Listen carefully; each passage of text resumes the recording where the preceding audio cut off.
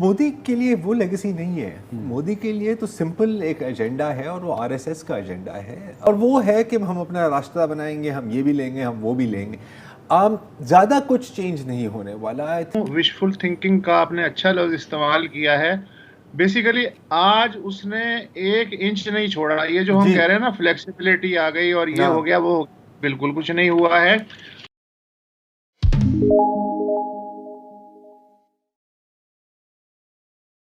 Hi guys, जय हिंद।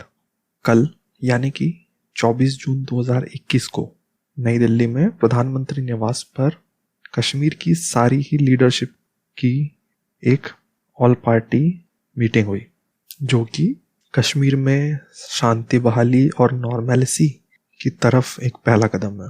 जिसके बाद पाकिस्तान मीडिया में बड़ी फ्रस्ट्रेशन देखी जा रही है और पाकिस्तानियों की बेबसी का आलम आप इस वीडियो में आगे देख पाएंगे, जहां भारत की तरफ से लोकतंत्र के अंदर रहकर काम करने वाली पार्टीज को बुलाकर विश्वास बहाली की कोशिशें की जा रही है।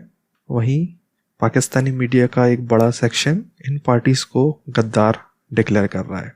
खैर, जो भी हो, इन कदमों को देखकर ये लग रहा है कि आने वाले कुछ दिनों में जम्मू एंड कश्मीर को राज्य का दर्जा वापस मिल सकता है और चुनावों के बाद नॉर्मलिसी का दौर वापस आ सकता है, जो कि बड़ी वजह है पाकिस्तान की इस बेबसी की।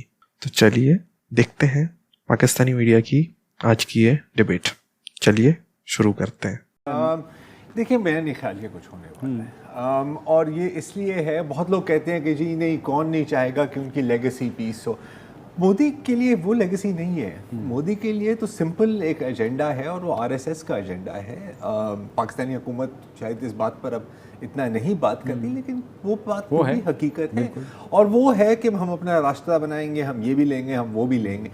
ज़्यादा कुछ चेंज नहीं होने वाला। आई थिंक मोमेंटेरली शायद थोड़ा सा प्रेशर डिफ्यूज़ करने के लिए, फिर डोमेस्टिकली, और इनकी सारी इनकी फॉरेन पॉलिसी भी डोमेस्टिक है, ठीक है। और अभी जो क्रिटिसिज्म हुई है मोदी की लगातार, किस चीज़ की वजह से हुई है? कोविड क्राइसिस की जो मिस हैंडलिंग हुई है, लोग ऑक्सीजन की ना मिलने की वजह से दम तोड़ रहे हैं। आपने वो तस्वीर देखी है गंगा की, and so on and so forth. एक कयामत का मंजर है।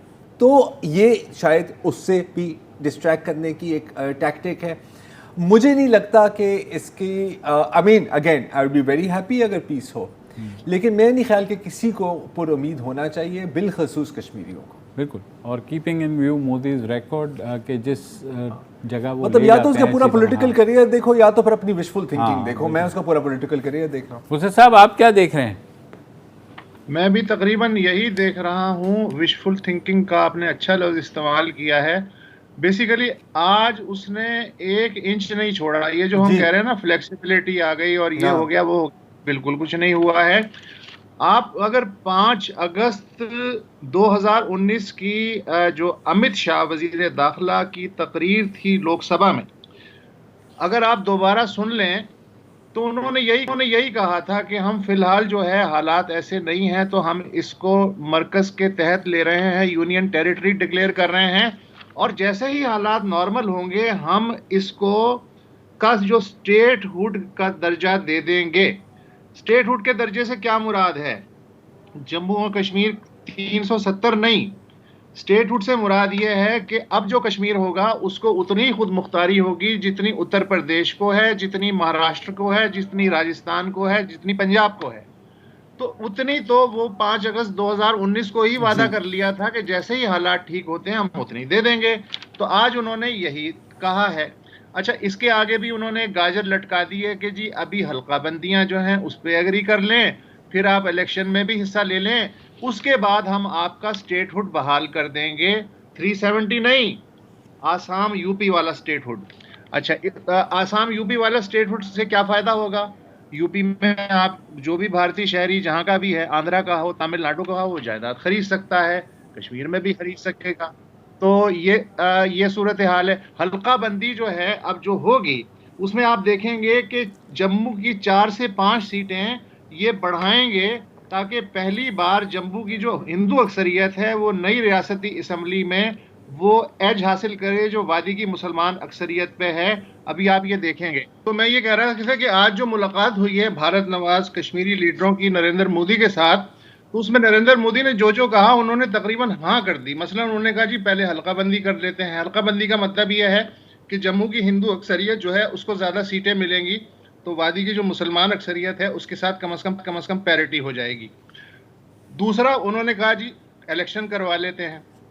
पहले इलेक्शन का मतलब यह है कि जो अब तक मैंने किया है वो लेजिटिमेसी उसकी जो है वो हो जाएगी, इसलिए कि आप भी उस इलेक्शन में स्टेक होल्डर हो जाएंगे। उसके बाद ये हुआ कि लद्दाख को अलहदा रखा जाएगा, नए सूबे में लद्दाख जो है वो अलहदा रहेगा।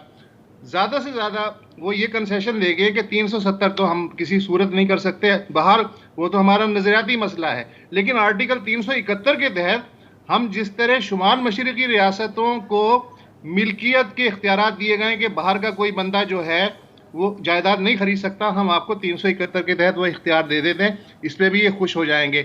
ये सारे के सारे रहनुमा जो हैं, अगर इन्हें मोहल्ला कमेटी की, पंचायत कमेटी के चेयरमैनशिप की भी लालच दी जाए तो ये उस पर भी एग्री हो जाएंगे। जाएंगे कि आप अगर इन्हें ब्रॉडर पर्सपेक्टिव में देख रहे हैं कि जी ये 370 की बात करेंगे। 370 की महबूबा मुफ्ती ने बात करने की कोशिश की, फारूक अब्दुल्ला ने उसे चुप करा दिया कि सुप्रीम कोर्ट में ये मसला है।